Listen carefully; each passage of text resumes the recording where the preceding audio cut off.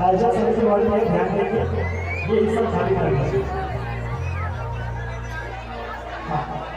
बस अभी बोला भैया ये सब खाली करवा रहे हैं। हेलो, आप फिर से निवेदन करें इवेंट खाली करवाएं। बोल करें मत फुटवार तो से खाली की व्यवस्था कराएंगे, तो से व्यवस्था खाली करवा दो भाई भाई। पीछे जगह पूरा थोड़ा से व्यवस्था बना, थोड़ा से पीछे व्यवस्था है, थोड़ा सहयोग प्रदान करो भाई। यार बजाने वाला तो पूरा दिक्कत हुआ के बजाने वाला दिक्कत हो। आप सभी से निवेदन है थोड़ा सहयोग प्रदान करेंगे। बजाने वाला कैसे बजाएंगे?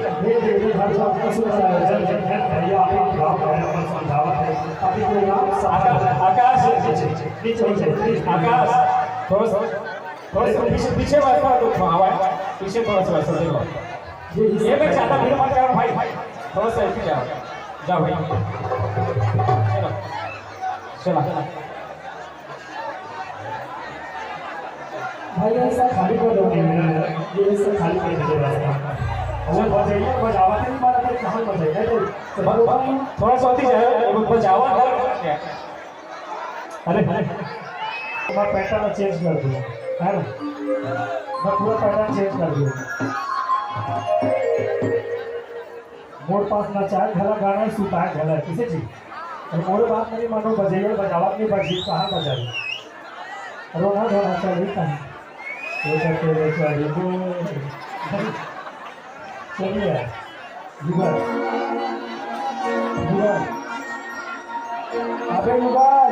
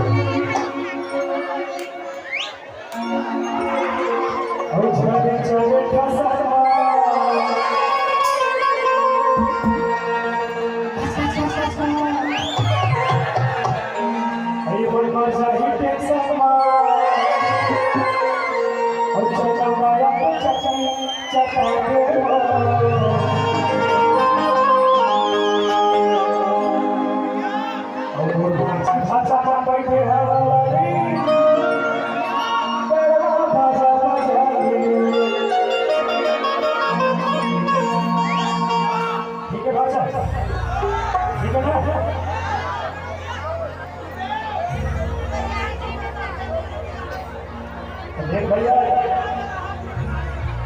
एकदम सब थोड़ा सा देख देखा वो देख ले और बाजू में खुश हो लेकिन एक था के तो खुश नहीं एक ड्रॉप फूल मिला के बाहर में चाक पारी आ गई इसे मतलब करो हां नहीं भाई से मतलब ये 4 दिन के चाक नहीं सारे साजिश करके मार कैसे लगा